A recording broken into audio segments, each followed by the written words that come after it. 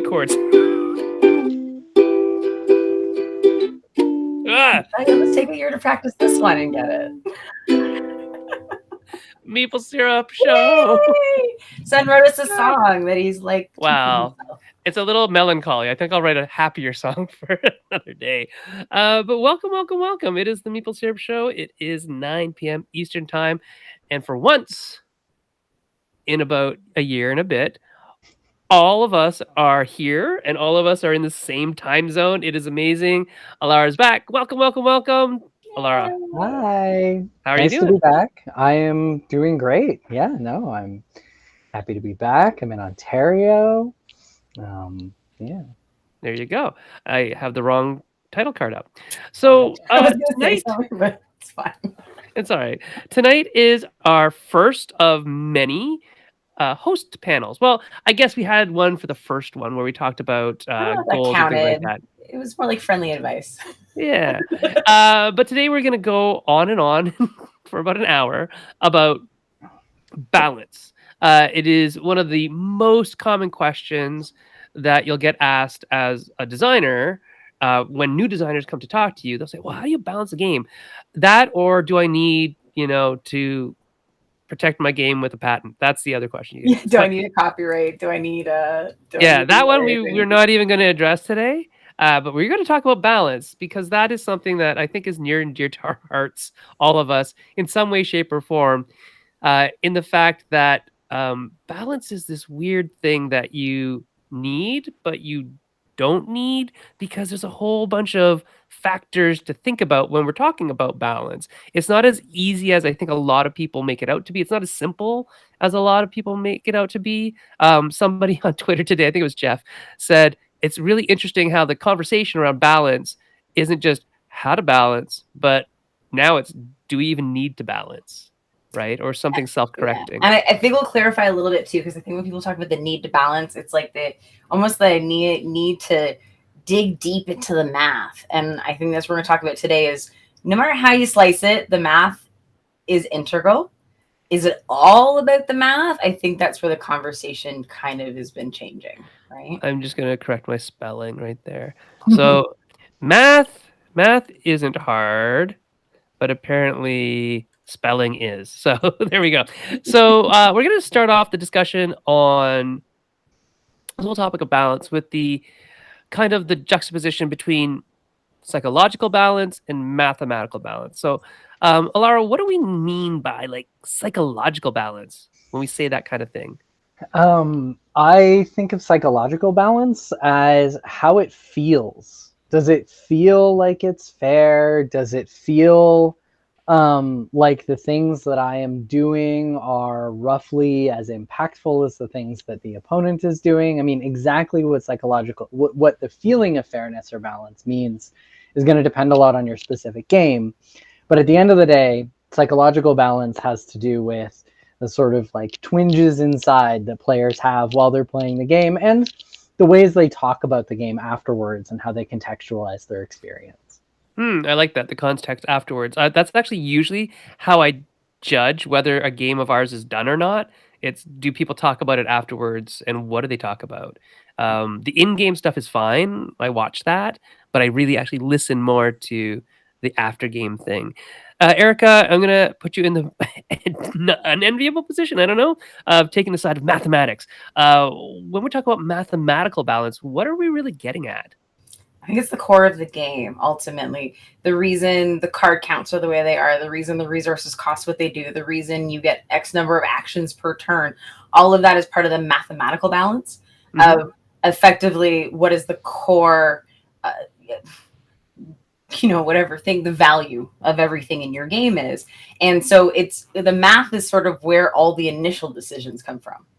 Right? It's why do I have the quantities I have? Why do things take maybe as long as I think they might take? Whatever. Obviously, I'm making up a lot of these numbers to start. We'll get into that a little bit because a lot of it is genuinely made up math, but you have to start with the math. Interesting. I'm going to push back and say you don't.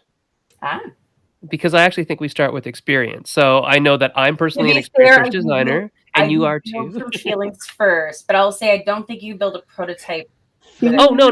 Gosh, And on that's feelings more what I alone? mean. No, Yeah. yeah. I Yeah, and don't think I I was could just being physically a goof. create anything without the math. I could tell you the core concept of my game from the what I think would be the fun. I don't, but I think that's now if you ask me to make the thing, I have to start with some math. It's almost impossible Yeah. not to. That's so funny. What? Yeah, I'm like a decade into this design thing, and I'm the same place I was in the beginning. I just never start with math.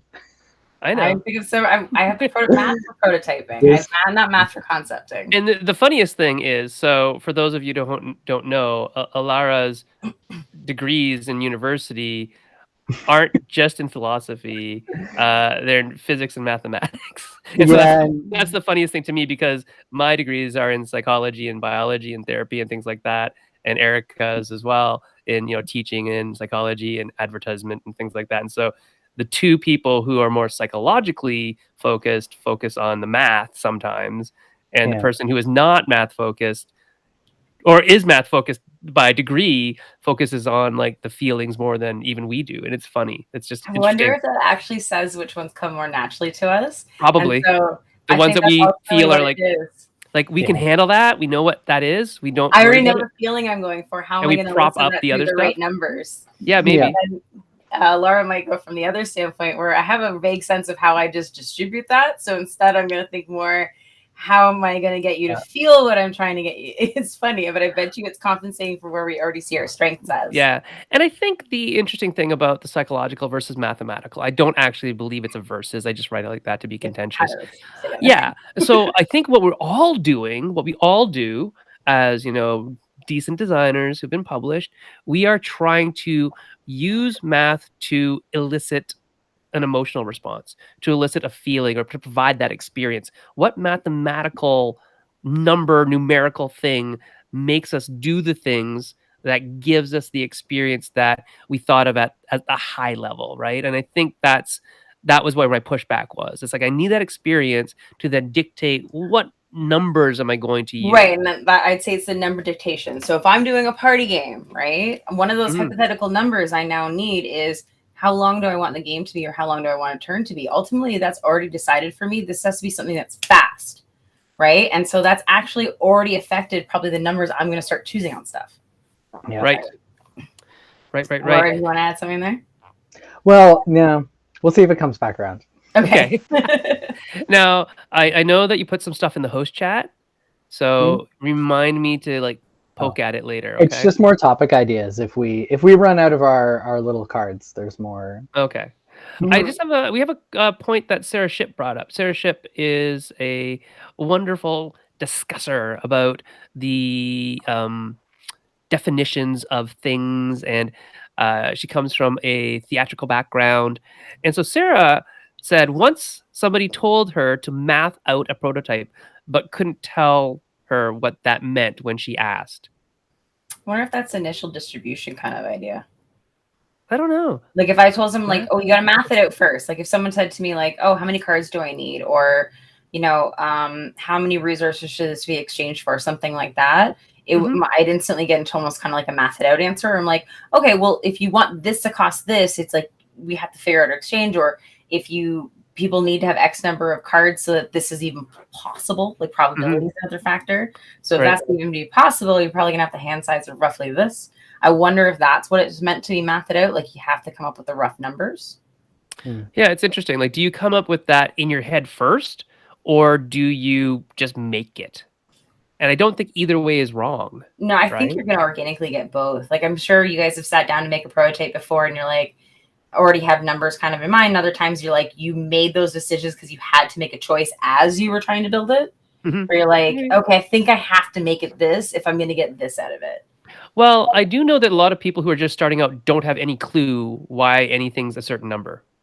Yes. And maybe we should kind of start there a little bit. We're going to talk about the start because I think this comes down into like some of those nice, what I almost would call like an elementary school friendly numbers. Things that have lots of multiples, things that break into easy breakdown numbers, like the ideas of like the 1, 2, 5, 10. Yep. Right. The idea of things that have really high common multiples also make life super easy, like 12, 24, 36. There's so many numbers that can be broken into for equal player counts on those type of card quantities. So those are almost kind of like those staple starters.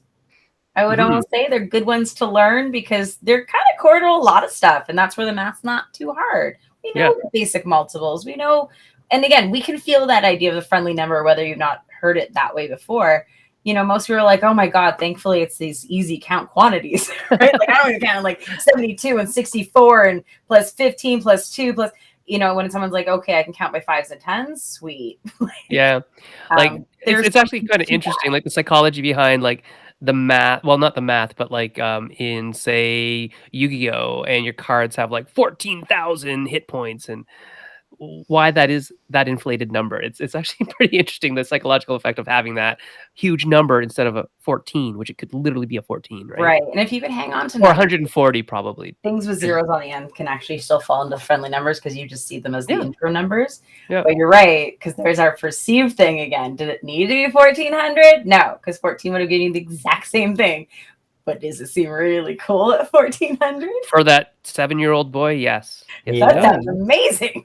Or girl. Whoever's playing. Right? You're like, mine has 700 CP. Yeah, Yu-Gi-Oh! Like, That's the game. Sarah says that I think people use it as a byword to like to math out something without understanding what it should mean. And Sarah, we'll have to have you on one day to talk about immersion.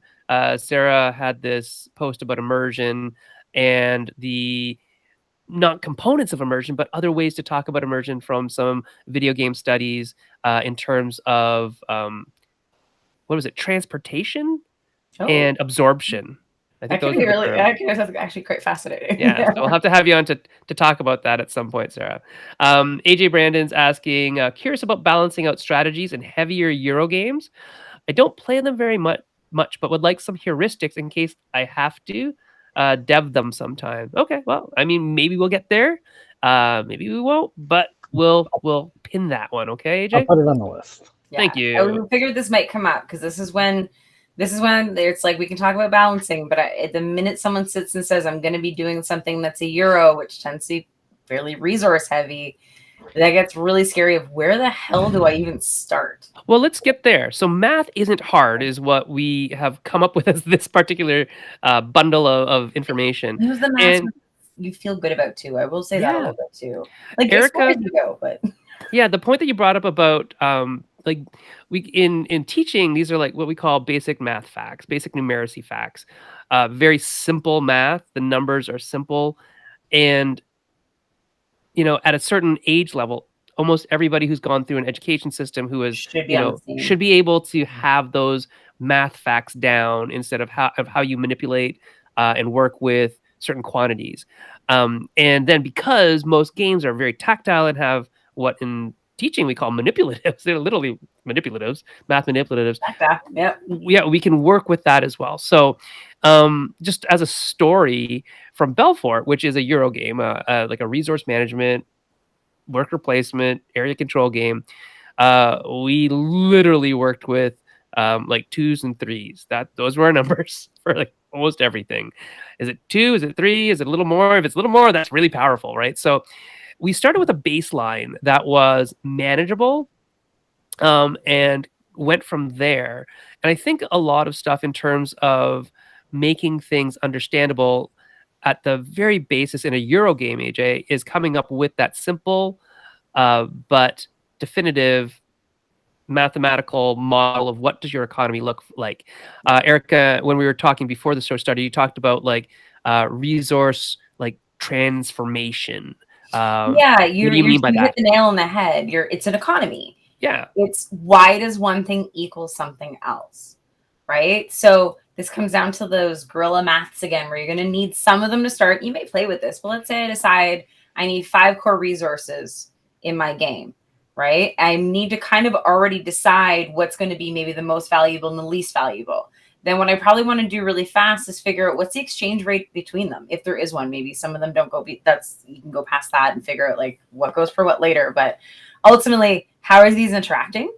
Because whatever you decide mechanically is happening, you're going to be then layering in this economy, right? And so what you're doing is you're setting values to start based on roughly what either feels right or literally mathematically works out right. You might have like a ratio distribution. You're like, this is 2-to-1. This is whatever.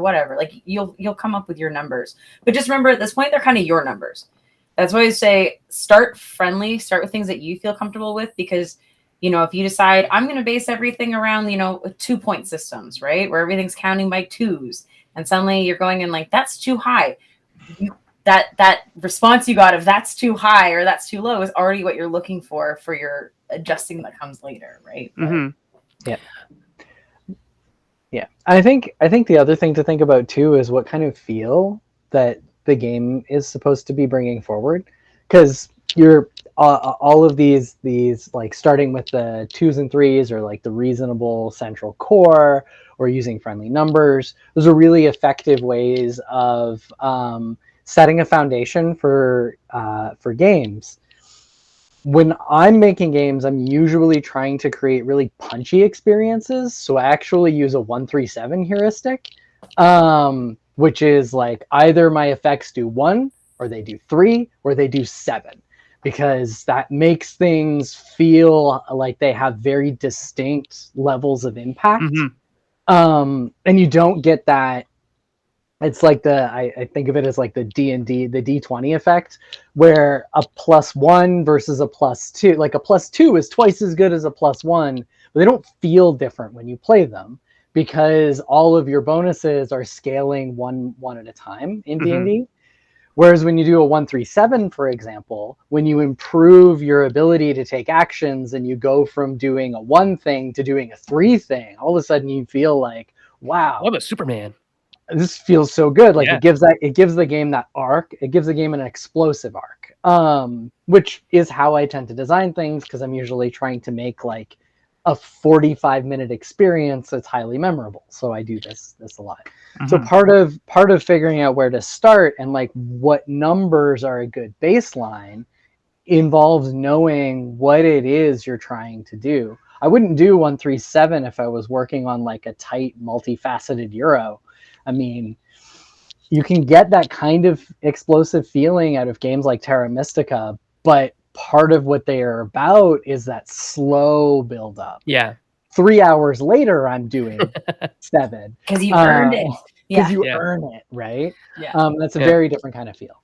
And it was funny, when we did Belfort, we actually had to go backwards and add a 1. That was gold. Gold was actually never a thing until we figured out we needed a common economy that everything could funnel through. And that was gold. And then that became our baseline for kind of everything. The other thing that, Alara, you're mentioning, when you go 1-3-7, is you get that granularity. You get that feeling of granularity that you can kind of balance now. When you have such a tight economy of 1, 2, 3, there is no granularity. Well, maybe we should get into that a little bit, because I think there's a really, really good reason that Alara brought up that bigger spread. Why would you want to push the difference of something that far? Do we want to start getting into that? Because this is where we take that step honestly into the play testing. And this is where it's like, you almost want to prove that math, or start to see how people react ultimately to that math. And that's kind of what we're starting to get into here. Yeah, there's 2 ways that players can react to an element of your game: a card, an option, an action. They can either use it or they don't. And so if you notice that players don't use something a lot, we usually take that as a sign that it's possibly too weak or uninteresting. It needs some kind of a tweak. And if you notice that players are always picking something whenever it comes up or becomes available, that one strategy or that one card that just like, oh, it's there, it doesn't matter what's with it, they take it every time, that one's probably too good. The advantage of 1 and 7 or 1-3-7 as your spread is that generally you're going to get lots of early data on the 7s, because people are going to pick them up like immediately. And you're going to find out which of the 1s are the least interesting, because they're never going to get picked. And so part of the reason I set up that skew, Erica set me up for this very nicely, is because it sets my prototype up so that I can get efficient data from playtesting, so that I can iterate more, iterate more quickly. Yeah. And this is starting from a point of imbalance. Like we know things are imbalanced. yeah, we know that it automatically already made something super overpowered. It's technically broken to start, but it's funny to think that actually starting with it intentionally overpowered ultimately gives you the data you're looking for twice as fast. So here's the deal, right? We need to play test our games. Like, there's no getting around that. You need to play test your games. And if you're going to play test your games, you want people to actually play with all the parts. So sometimes not playing some of the parts is the same as playing some of the other parts, right? But what we want to really see is that really invested interest in certain cards and certain abilities and certain things, because that tells us as designers that the game is speaking to us and the players are speaking to us through the game, is that's what they want to do. That's what they want to see. They'll pay that much to do these things.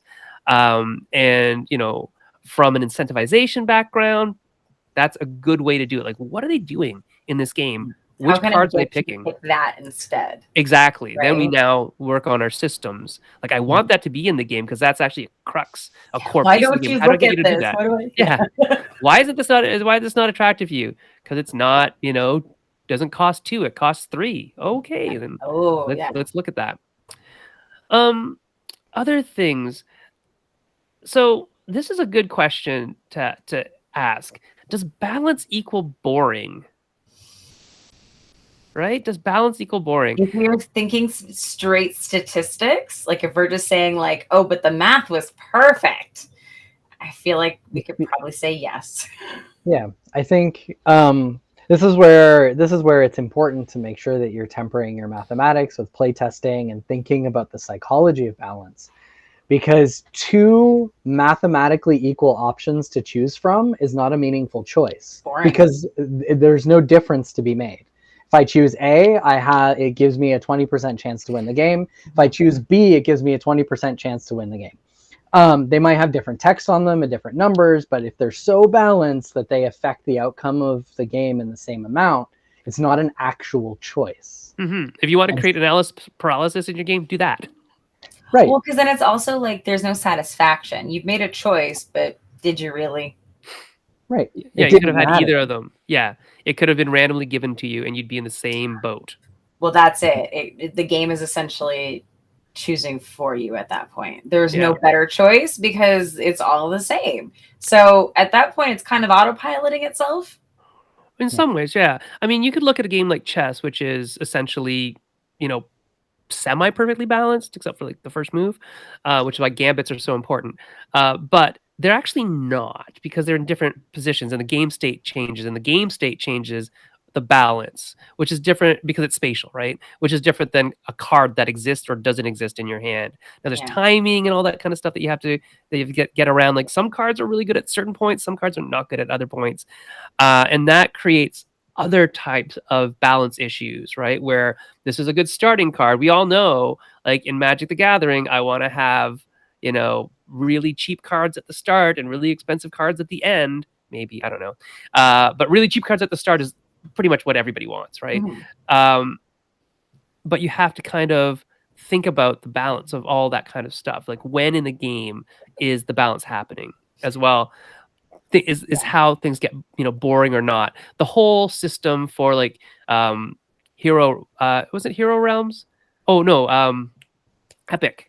The whole Epic system that Rob and everybody at White Wizard was making was about that feeling of constant growth and constant, you know, huge numbers and things like that, to get that feeling of overwhelming power by the end of it. Hearthstone does the same type of thing by constantly increasing the mana to allow you to do more and more and more as you go on, because balance in effect is kind of boring, right? If everything is balanced, if Erica and Alara and I are playing a game and we're all just poking each other the same amount, control in a game kind of thing, right? That's real boring. That doesn't do anything. The swings and the emotional swings are where the feeling of the game comes out, which is why dice games have that big kind of swing factor, right?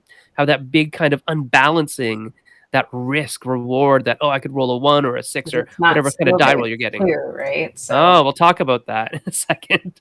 That's actually, well, you know, we're going there now. Let's talk about that. Skill as a balancing factor. Alara, you put this in the host chat. What do you mean by this? So differences in player skill can sometimes require consideration. Um, so classic example is Go, which has a system for building in a different starting setup based on a known difference between player Mhm. skills. If Yeah, your I'm ranking defines Yeah, your setup. based on how much higher I am ranked or lower I am ranked than my opponent. You start with very specific advantages to compensate. Um, and any game can be subject to that, and so knowing if you have a high skill game, then this might be something that you need to be thinking about. One place where this can come up with playtesting and design is there is a difference between the experience and psychological feeling of balance felt by players that are brand new to the game and your most dedicated playtesters who've been with you through every iteration. They're going to have very different senses of the game's balance because of their experience with the system and their understanding of how all of the pieces fit together. Yeah, the nuances of it all. I'll tell you a quick story from mind management because mind management does all of this. Uh, from a big mistake that Jay and I made with mind management, which was exactly what Alara was pointing out. We had a team of testers that tested everything, all iterations, and they just wanted more and more and more and more and more. So we gave them more and more and more, and they loved it. But then when we tested it with like Matt Leacock, we broke Matt Leacock's brain and Evan Derrick's brain. We just broke them. And as Laura knows from working on Evan's stuff, Evan's like super smart game designer. Obviously, Matt Leacock, pandemic fame, super smart game designer, and we destroyed them. Like just the game was like, this is too much. I don't know what you're doing. And so we had to pull everything out. But by pulling everything out, we then were able to work on a balancing system for skill because some people are just really good at hiding in like a hidden movement game. And so all those components that we pulled out of the original mind management became the shift system where we were letting people say, okay, when you lose, you get to open a package and you get to use that against the person who won last time. And if they lose now, they get to open a package, right? So it became this really neat balancing system to look at skill and balance and things like that. Because there are definitely games that you'd never want to play with certain people because they're just really good at it. They already have a weird skill. Yeah, they're really good at dexterity games or speed games or things like that. Or they're a chess grandmaster and don't play chess with them, right? And I think what you're starting to touch on too is, and this is where balance gets really interesting, is even if something's arguably balance, unbalanced, whatever it is, where do the players try to break the game, right? Because what they're going to do is they're going to try to push at every point of what you thought was your balance game, or even what you thought the focus of the game was Right. in the first place, right? Based on, you're like, I want them to look over here based on what I'm throwing out there. When they start poking like that, it's funny how many rules start to come up because you're trying to rebalance again, right? So you're going to start to compensate for certain types of players, right? Like people who don't do the action you need them to do. Now I need this rule. People who try to hoard or do weird things in this way. Well, now I need this rule, because they're going to ultimately unbalance the game or break the game by pushing in the way that they are. It's not going to play the way it's intended. Right. It's interesting. Just a couple notes from Sarah. Sarah says a fun design exercise, sorry, is to look at standard numbers like 5 resources and then try to deviate by adding or subtracting. Try to design games with 2 resources and with way too many just to see what you can do with unusual numbers. So that's a good design exercise. Another really interesting way that people have thought about testing for balance and unbalance is the idea of not just doubling the effect, but tripling the effect, or even times fiving the effect. These are like the Goddard's law. Mandy and Jordan, they'll like, if it was +1 before and nobody took it, they'll put it up to +5 and just see now will people take it, right? And so that goes into that intentionally imbalancing things to test. But I wanted to talk about intentional imbalance as an experience, and Sarah brings up a good point that imbalance is good when it is intentional, but not so good when it's unintentional. Alara, we were talking about diplomacy specifically, and it's too bad Dylan's not here because Dylan would just go like On and complete on. ape about this. But if anybody out there in Meeple Syrup Land has played diplomacy and even lately had played diplomacy, you know this to be true. What are the true facts of the starting gambits in diplomacy, Alara? Well, I mean, the few times I've played diplomacy, I've always been in the bottom right corner of the map. So I've been Turkey or Germany. But it's the initial setup is imbalanced. And what that does is it forces diplomacy's core and most interesting mechanic, negotiation and deal making, to happen immediately. Austria is in a position to be crushed and obliterated from the map if they don't make a friend immediately.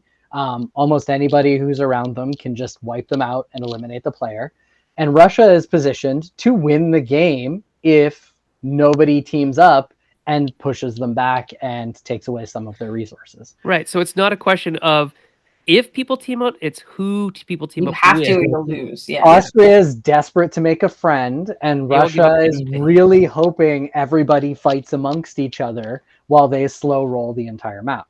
Yeah. So, and this then creates incentives. It's visible. Players know that everybody is in these differential positions, and then that plays a role in the ensuing negotiations and deal making and alliance forming. So. Mm-hmm. And if it was balanced, there'd be no reason to talk to anybody until someone got a lead. You're right. Right. And how did they get that lead? It would be some random factor, probably, right? Right. Well, there's no incentive to move. You're right. There's No. zero reason to do anything because there's no pressure. Mm-hmm. Yeah. So that imbalance intentional can imbalance create causes pressure. Yeah. Sarah says, to that point, does balance in games just mean the game is not fragile? I think the word for it is it's stable. I think a game, it's like the difference of a stable or an unstable game, because players should be able to poke around and not ruin anything. Like the stability of the game is fine because either the rules or the numbers or whatever's in place will hang on to that stability, right? But, again, hopefully it's fun. I think if you can poke at something and just constantly find problems or break it, the game wasn't stable to begin with. Whether that was rules, numbers, again, whatever it is. But I almost want to say like the word is like the stability of the game. Mm-hmm. That's an interesting point of looking at that. I like that. In terms of going back to skill as a balancing factor for a second, what about other things that we try to use to balance outcome, like headwinds? Mechanics? Yeah, like catch-up mechanics, like, tailwinds, headwinds, taxes, all those types of things. What do we think about those? Any thoughts, Erica? Skill as a balancing. Are we saying? Well, not just skill, but if you're this isn't the right one, but like balance, like catch-up mechanics. Yes, is what I'm trying to talk about. Oh, so yeah, this is where we start to compensate for did somebody actually figure out the system too well or have too good luck, depending on how you gain things in your game, right? If it's dice, just having really good luck. If it's cards, is obviously still drafting or drawing can have luck, but let's just say they just happen to have the right things come out. The thing is the game fun if you just sit there and you've lost 10 minutes in? Like I've seen grown adults do this because they're like, yeah, I guess I'm out, right? Because the game just has nothing they can do to catch up. Do you want to sit there and play for another 30, 40 minutes knowing that there's nothing you can do? Yeah. And I think that's really what it starts to come down to, right? Is someone's almost too good at the game. Now we almost have to compensate for that. Okay. Alara, what about you? What are your thoughts on catch-up mechanisms as balancing the whole system? Yeah, I don't think that you should rely on them to balance the whole system. No, I think they're fixing small things usually. Yeah, so things like headwinds and tailwinds and taxes and that kind of a thing, they rubber band the experience. So they put players in a roughly nearby position, and they're particularly important in longer games. Mm-hmm. Either that or doing things like concealing the score or something like that. Just because you want to feel like you still have a chance. Yeah, it's so just awful. It's an awful feeling just knowing you've already lost and you're still sitting there. That said, some interesting, and I don't know if this is related to balance, but interesting examples of catch-up mechanisms sort of turned into slingshots is always something I found fascinating. So a game I got addicted to early on when I got into board gaming was Gosu, because it has this interesting thing where all of your cards have these little +1s on them in brackets, but you only get those if you are not in first or tied for first. Yeah. And since it's a 1st to 3 game system, and it's possible to get 2 points in a round, it turns out that the strongest strategy of the game is to lose the first round by as small of a margin as possible so that you can win 2 rounds in a row off of the slingshot. Because you get the advantage back. Yeah, getting the advantage of the catch-up mechanism while minimizing the amount that you actually need it to catch up is the optimal strategy. And that creates this really cool skilled play environment where both players in the first round are trying to strategically lose the round. Who can lose that sounds very goblin-y anyway. By the smallest amount. That creates a great push it's really moment, cool. right? Mm-hmm. Yeah, that creates a good push moment. So yeah, I think they're interesting. They definitely play a role in the ecosystem of your game, but I don't know that I would rely on them for balance. The Gosu example is a good reason why. I think they'd help to balance the player experience ultimately. That's what I think your hope, like we're hoping a catch-up mechanism does, is we don't want that person going, well, this just sucks. Yeah. Yeah, there's got to be that hope, right? That hope that I'm only 5 points out, right? Yeah. Only 5 points out of the lead. I could still place well or even win. So yeah, a lot of that kind of stuff is important. Let's see what else we got. Does winning or losing, speaking of catch up, affect your perception of balance? What do you think? Interesting one. This is all that psychology stuff. What do you think? I think, Alara, you had a good example of why you can actually feel bad about winning or feel like it was unbalanced from winning. Yeah, so part of the direction that I came at this title card from is when players can feel like a game is imbalanced in a weird kind of way. If you win and you don't feel responsible for your victory, that can feel like an imbalance. I just won because I got lucky, or I happened to draw that card. Yeah. The card did it for me, kind of thing. Yeah. Yeah, or a more specific kind of thing that can come up in 3-player games is in a king-making. If a game allows king-making, that can feel like an imbalance because the player gets robbed of their agency at the victory. I only won because Sen decided that Erica shouldn't win. I don't like Erica. She shouldn't win. No. And that doesn't leave me feeling like the game was fair in a weird kind of way. You're like, you feel like you didn't earn your win almost. Right. Yeah. It's not about the mathematics being off. It's about the agency being off. Mm-hmm. And that can affect your perception of the balance. Then flip side on defeat, if you feel like you lost. If the margins are too stretched, or as we talked about that half stretch of the game, you're like, well, there's nothing I can do anyway. Mm-hmm. Yeah. Oh, this is an interesting one. Stefan says, bonjour, mon ami. He says, I like games where there's an end game balance, eliminating the most corrupt, like who use the most like evil powers or whatever, strong powers, and giving a more open end game. That's fascinating. That is really actually a really neat thing. Has to probably be a longer game to develop that kind of narrative, but that's really cool. Or not knowing necessarily what the bonuses are sometimes. Like, it's going to sound silly, but I was playing Mario Party with my kids the other day, and when bonus stars on at the end, you don't necessarily know what they're for yet. Like, you don't necessarily know what it is you did enough of to win those bonus stars. So even though you play the game normally, what's neat about the end is that's where that swing can come in, because you didn't know, but there's bonus stars now for the people who got the most items or won the most games or landed on the most red bad spaces, like whatever it is. Those become those, okay, but you don't know till the very end who actually is going to win. Right. Yeah. And Sarah's saying, alternatively, I hate playing a game for the first time and it ends in a tie. There is such thing as too close. Like when all the scores are let's say a point away from each other, the game might be a little too balanced. So that's an interesting thing you bring up, because this actually ties back to the first conversation about numbers and spread. Mm-hmm. It's because in some games that 1 point difference is actually huge. because you have to fight tooth and nail to get 1 point. Right. And there are some Euro games where a 30-point difference doesn't actually mean it was a big difference. Yeah, because it's an action, right? Yeah. If I recall correctly, and I've only played it twice, but Tapestry can kind of be like that, where you can have like a 30 or 40-point difference between first and second, and it's just one action. It's like one decision made that. Yeah, it was one decision that was worth 40 points. Mhm. And if the other player had have also made a 40-point decision or had one more turn, they could have made a 60-point decision, right? Mhm. And so that's another thing to think about when players feel like the game's imbalanced because of a spread. Is it because the game's actually imbalanced, or because your system is too granular or not granular enough for players to intuit what that final board state actually means in terms of performance? Right. Like, yeah, you're right. If you feel like you've earned every little point, those 1 point off is fine. But I think if there's these, if points are given more easily, it's almost like everything's too equally valued if we're all kind of at the same thing again. Yeah.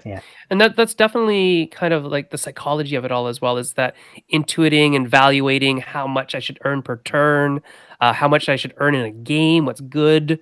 I think all of those things are really interesting. And something that we've done in some of our games is, like we've said, well, on say Rat Queens, right? Which all three of us have worked on. It was like, oh, in a full game, on average, a 4-player game, this is how much damage the characters will deal. Mhm. So in order to balance the game, we need to make sure that it's not way more than that, and it can't be way less than that in terms of monsters output or whatever, right? So we use system-based design to think about the whole big picture of it as well, which is an interesting thing to talk about. Well, and also say there's a lot of balance adjusting definitely that comes out of your playtesting, because as we said, a lot of the numbers you pick at the beginning are kind of arbitrary. You just sort of made up your number system. You got to start somewhere. Remember, you made it up, so you can change it. It's really important. But we literally made up number systems. And as you're playing, what you start to find very quickly is, I got too much, I didn't get enough. All of those will shift every scale that you've come up with anyway. Like, you're going to have a whole economy shift. You have to have the numbers to start. Then you have to get to the play testing to see what feels right. Then you're going to switch the numbers again. It kind of ends up in the middle by the end. Kind of, no matter what, you're just going to keep going back and forth, because if something doesn't feel right, ultimately it's going to be changing numbers in some way. One thing I wanted to talk about was like asymmetrical forces and things like that. When we talk about balancing those, because it's not easy, but it's also not as hard as it seems, because we talk about balance a lot without talking about what we're balancing. Balancing the game. Yeah, across what are we balancing? Are you balancing a card? Are you balancing that card against all other cards in the same deck? Are you balancing that card against a card in another deck that is an asymmetrical deck, like two people's decks? What are we balancing? And so we have to think about the idea that you can balance within a system, you can balance between a system, between two systems, three systems. And how does that come out in play? So do you have any examples from designs that you've worked on, Alara, where you and I worked on lots of stuff together, where we had to do some balance between things? Between different systems or players or characters or anything. Like player characters. Like I think if you guys even get into your benders, you'll probably be able to talk a lot about your balancing across a team. Yep. Yeah. So pro bending is a good example, possibly, of both within and between, if I'm understanding Sen. Yep. Where on one hand, within a team, because you have options for how to build your decks and what cards you want to put in your loadout, we needed to make sure that the decisions there were interesting and that there wasn't optimal ways of structuring the team. And so there had to be a couple of different strategies that you could lean into. And that played a base role in designing the cards for a team. But then between the teams, we needed to make sure that the matchups were interesting and they felt winnable no matter which side that you were playing. And that was where the between system balance came in. And this was a system that had some, I would call it light asymmetry now, where each team had one icon that was unique to them that was on some of their cards. So in the case of Fire Ferrets, they only had 3 cards in their entire team with their special ability, whereas another team had like 7. And that was part of the between system balance. The Fire Ferret special ability was ridiculous. Oh, it's And awesome. so it was only on their most powerful cards. There's only 3 of those in their whole build. Whereas another team's special ability, actually the Rabaroos is another interesting one because it was 2 icons that interacted with each other. So we had to make lots of cards that had those on it so that you even had a chance to get both halves of your special ability to happen during a game. And when it does, it's awesome. Yeah. And so the Rabaroos had some within system balance that complicated the between system balance because when we had to make those matchups feel fair, they had more internal variance than teams like the Fire Ferrets, who are a lot more leveled in terms of how their decks performed. That's a really good point about even deck complement. So what does it change when you add more cards to a deck than other cards in the deck? Do you know what I mean? Like if there's 7 instances Well, it's of a frequency thing. The frequency Yeah. of it coming up now changes the probability of how likely it is, which now also says that this game is now going to last X number of times before it happens, or we're going to take longer for shorter. It'll all affect everything it comes down to of essentially all the timing of everything.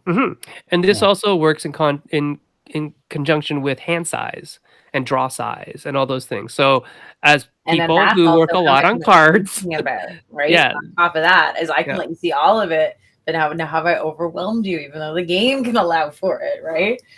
So these all get really interesting. PT Douglas says, I'm always amazed when a game of BSG, after 3 hours of careful play by both sides, comes down to a die roll.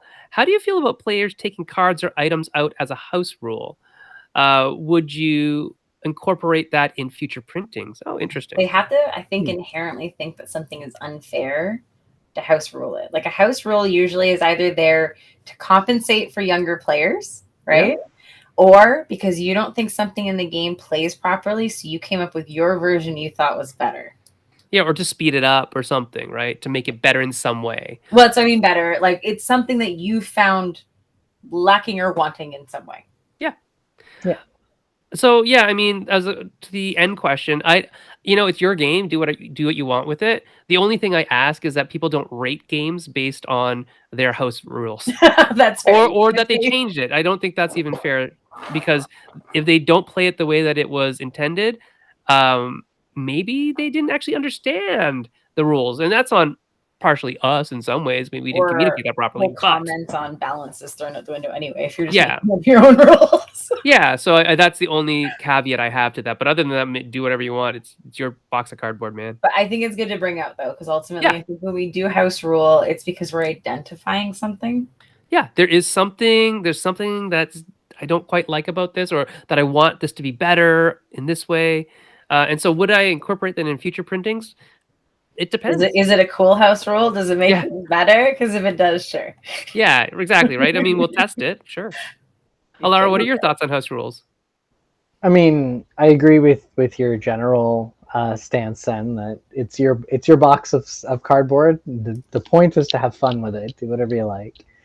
But yeah, I also think Erica's right that if someone's house ruling something, it's reflecting a shortcoming of the game from their perspective. It doesn't match up with the experience that they want. Yes. Or that was promised. When I work on expansions for games or sit down to do something like the sequel to Kingdom Rush, one of the first things I do look for is house rules on forums and Reddit, just because that ends up being bonus playtesting feedback that's coming from the sort of general community. These are things that someone has changed. There's usually a couple of comments on it, which gives you a sense about whether it's an individual idiosyncrasy or if it's a broader thing that's felt by a number of players. And then you can look at what they did, and then you can take a step back and ask yourself, as if it was playtesting, the bigger question: why? What was the underlying reason that they made that change, and what were they pushing it towards? Yeah, this is like trend analysis, right? Like you're trying to pull at the threads and see those 4 people said this thing. Why did they say it? Does that mesh with what other people are saying? Does that mesh with how I feel about it? Yeah. Yeah. Did they dislike something that I intentionally incorporated in the game? If so, I'm not going to change it because No, you're like, oh, good, they caught that. yeah, well, it's like that's fine. It's not every game is for everybody, And that's very true too. Remembering, Yep. you know, always our caveat with feedback is ultimately Yeah. trying to figure out what do you think the person's really trying to tell you, right? Yep. Yeah. And then also knowing not every game's for everybody, so they might be telling you the game they want to see, but that's not what the game in front of them is. Right. Oh, I guess our little thingy has a limit. Yes, Adam Young says, yes, asymmetry is interesting. I like the puzzle of figuring out how to tackle a more powerful opponent and don't like feeling like everything I do can be countered by someone doing the same, right? That is super balanced. Like if every move has a counter, We're back to the really, idea of too balanced to not being yeah, fun because it's yeah. like like basically go negate, go negate, go negate. You're never gonna get ahead. Yeah. Or you're All edging out by all like games should really push towards an end, right? Yeah. And that can feel like a pseudo balance. Yes, it feels like you're playing tug of war, but not really. You're never right? going anywhere. It's Yeah. It's I think I think Adam's last statement here, I don't need to win, I just need to feel like I had the chance to make some smart decisions that paid off. Yeah, Yeah. you want to feel like you did something, right? Yeah. Or you're like, fine, I didn't lose, but I own the path I took. Or Yeah. sorry, I didn't win, but like most of the time, people genuinely do enjoy the experience of the game, right? I think when we're talking about someone having that moment of like, well, this kind of sucks. It's not a sore loser thing. It's back to there feels like there's something wrong with the game. Yeah. Like any game that I like, I will play it even if I lose. I don't have to win a game, right? Yeah, Most we people shouldn't don't. have to play to win for the most part. Yeah. Sarah says, I've been known to add a single unique card to the deck because players wanted to know the card existed, but I didn't want to totally change the experience of gameplay. I call it a safety blanket card. That's interesting. That An can interesting way happen to do because things. it's rare. It comes up when it does. It satisfies maybe that one type of player who's asking for it. Stuff Yep. like that can happen too. Yeah, I guess the only statement that I would have about that is if it's a game that's like automatically that person is going to be automatically better than everybody, then I wouldn't do that. Yeah. But I like you know, chaos cards like that, where if something like that comes up, it does something to everybody. Yeah. Right, kind of thing. Personally.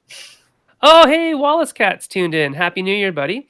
Wallace Cat. It's Dennis. I just tuned in, but for asymmetry, I love Cry Havoc. It was definitely one of my favorite games. And Adam just saying that they parked a certain dungeon crawler for over a year because they hit a spot not possible to overcome with our characters. We're going to cheat so we can finish the game. It's a big time and financial investment to let a dogmatic rule interpretation, ruin the rest of the game, right? Yeah, I think that's where you start to say, okay, what's the barrier and can we not get out? Yeah. If it's the game I think it is, Adam, like all the combinations and permutations of how to get past that, or maybe not able to be thought out of. Maybe they couldn't path it all, right? And they didn't know that. You need like 70 dice to beat this one boss, but there's no way to generate 70 dice if you picked this build path, right? So a lot of these things, you had your choices and now you live with them, but hey, I can't actually play the game anymore. That's not great design, unfortunately. And it's sad that happened. But yeah, cheat. Go ahead. He got our stamp of approval. Just play the game. Right? Play the rest of the game, right? We had this one here. I don't think we talked about long run and short run. Yes, because there's a difference. We can get into that one next. Yeah. Go ahead. Do you want to go ahead, Laura? Oh no, what the difference? Erica? Or no? Me? Oh, guys, I think I would love to hear you. I mean, I can keep going, but I feel like I talk too much. So yeah, so when I threw this up as a possible topic, what I was thinking about was balancing your game for essentially competitive play or long run balance, which is to say it's balanced over repeated play, or it's balanced, in the limit where players are equally skilled, but not necessarily balanced when you sit down with it. An example of a game we've already talked about briefly that I think has long run balance is something like Terra Mystica. When players are at equal skill, it's a very, I think, solidly balanced experience. If it's your first game, good luck. Try not to finish too far and last. Short run balance, however, is a game that's designed to be and feel balanced on first contact. So you're talking that first play experience or that second play experience. Like Happy Salmon. Like Happy Salmon. It is. It actually is. That's a great example. Happy Salmon is a game that feels and is balanced on your first play, no matter who you're playing with. So that's kind of what I was thinking about. Did this conjure similar ideas for you, Erica, or is this? Yeah, I was going to say something similar where it's like kind of, it's the focus of the game. And so funny, the short run ones can be interesting because over time people will discover there maybe are certain cards or something that comes out that they'll become like not game breakers, but that those are like those little swings that can come out. Because ultimately it's meant to be, there's a core experience you're expecting to come out in, like, let's say that 30 minutes, right? That's generally the same, but people may try to push it depending on what it is. The long runs are interesting because you're right. There's no real way you're like, at that point, you're like, oh, the average per turn should roughly get you this. Mm-hmm. But what we're really looking at is I need to have a better sense of what you're going to do the entire game, because now we're looking at 2 hours, 3 hours, not 30 minutes. Right. Yeah. So the focus of, well, if you're going to put that much in, then I think those numbers become way more important than maybe the 30-minute game where it's like, I just need you to get this experience out of it. You're going to notice, like, if you tried to play this longer, we'd have a problem, but that's why it's 30 minutes. That's a great point. There are definitely games that sit around for too long and feel more unbalanced as you play it, right? That the system doesn't hold up to the length of the game. And some of that is actually mathematically based. Like some of it is like, what's the expected variance of the outcomes of your die rolls or whatever.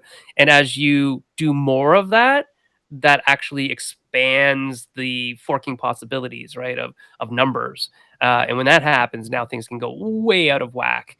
Scores can build. So there is definitely a reason why some games are kept to that shorter length, and why some bigger games can have that feeling of, wait a minute, because you can identify the imbalance because you've had a lot of turns sitting with that thing, right? So interesting. Yeah. Wallace Cat asks a question. He asks, do you think the majority or vast majority of gamers today never get to see a game played repeatedly because of the FOMO and massive number of games being printed and hyped? Yeah. In the past years. Yeah, with just a few games at home, we have played games like Hero Quest over and over and over because there was such a smaller number of choices. Yeah, I think you're entirely right. I think that there might be a shift in the wind because of things like that. Yeah, I think yes and no. I think it really depends on the individual more than anything. So like quick and simple example, I know people that own Villainous and have played it twice, and I also know of families that own Villainous as one of the 3 games on their shelf. And they played it many times. I think the quantity is a big factor here. Yeah, the number of games that the person has. So if you're creating a game for the BGG market space, then yes, you can probably assume your game's going to get played by most players once, maybe twice. And you'll get a small handful of really dedicated fans that might play the game a bunch. The average is 1.63 times. Yeah. I just made that up. But if your game's hitting a bigger market, if it's going a little bit broader, more mass, not necessarily full mass, but like if you're pushing to Barnes and Noble or just pushing outside of BGG, don't even need to be super specific, then you're going to get more variation in that, and you're going to have more people playing the game repeatedly. Yeah, and the other thing is that time factor too, right, that we just talked about, that shorter games usually get more play just by the nature of the game design, right? Yeah. Elena Capel says hi. Elena Capel says hi to Wallace Cat. People are talking in the chat to each other. It's awesome. And we forgot to say hi to Matt Paquette and Amy Bayo. Sorry. We love all of you. We're busy answering questions. So there you go. Well, you know what? That is all of the stuff we decided we wanted to talk about. Perfect. That's pretty awesome. So it is that time when we are going to say goodbye. And we are going to say goodbye by telling people where they can find us. Erica, where can people find you? At Erica Bouyeris. Oh, and if you get a chance and haven't already, you can check out the YouTube channel that me and my kids set up which is Jam and Jelly Gaming, because we are one. Our next video will be number 10, actually. Are you kidding me? Congrats! I didn't know it's already up to number 10. I've congrats. watched a bunch of them, but I They're up think I watched 10. to 5 games currently. And we have Arceus coming tomorrow, so there's a new one coming. Oh, but it's very really cool. funny when they decide who gets to play what with me and who gets to play what together. And so Yeah, that's great. It'd be a really fun thing to do, like, you know, play the same game but with Mummy and then with the brothers, and then see the difference in the videos. That'd be fun too. I thought it was really funny when I filmed them doing Fortnite together because I left the room because they talked to me on camera, and I was like, guys, I'm not here right now. Like, so I just left, but I recorded them the whole time, and I'm like, okay, this is gonna be really interesting. Oh, Andrew, you're late, buddy. It's okay though. Next time. Alara, where can people find you? At TT Void on Twitter. I'm actually on there using it now. Medium amount of game content, mostly trans stuff, but you know, that's me. Yeah, that's TT you. Void. There you go. And you can find me at Senfeng Lim on the big bird machine thingy. Yeah, you can also find us all at Meeple Syrup if you want to chat with us all. And if you like what we're doing here, please do support at patreon.com/meeplesyrup. Get those lights, keep them on. And you know what? Who's the guest next week? Yeah, that's what we're going to do. Let's show what's coming up. Here we go. Boom. So we have next week, February 9th, we have David Plamondon from Paymetaway, which is a store out in Edmonton, which services a lot of communities, but 100% for sure the Indigenous community of that area. So that's great. On February 16th, we have T. Kyers coming in. She is the COO and co-owner of Snowbright Studios, which is a new studio out of, I think, Ohio. I want to say Ohio. I don't remember anymore because they just told me like the other day. But it is focusing on LGBTQ games, game designers, etc., etc. So yay. And then February 23rd, we have Amabel Holland coming from Hollandspiel to talk. Which is going to be awesome. So, Alara, I know that's one that you really wanted to be here for. So hopefully you can be here for that one. Mm-hmm. And then March 2nd, we have another host panel. Remember, it's going to be the first week of every month. We have a host panel. And this one will be on low player counts. So that'll be fun. March 9th, we have Dr. Lisa Walken and Peter Walken of Bolster Leadership. And what they are going to talk about is their products in the line of Bolster Leadership, which are gamified self-help, self-improvement games, cards, books. It's awesome. It's really cool. And then March 16th will be Dr. Scott Nicholson, he of the multicolored beard sometimes, from Wilfrid Laurier University's BGN Lab. And we're actually probably going to talk about cultural context and puzzle design. I think that's what we're talking about. I don't know. Doing some research on that, right? Is that that's why that's what I thought we were going to talk about. Cool. Yeah, very awesome. So yes, so definitely come back, head on back to see what we're doing. In the meantime, go to the Meeple Syrup Shop Talk page where you can chit chat with us. You can ask questions. Please do ask questions. We have answers, and other people in the group have lots of answers.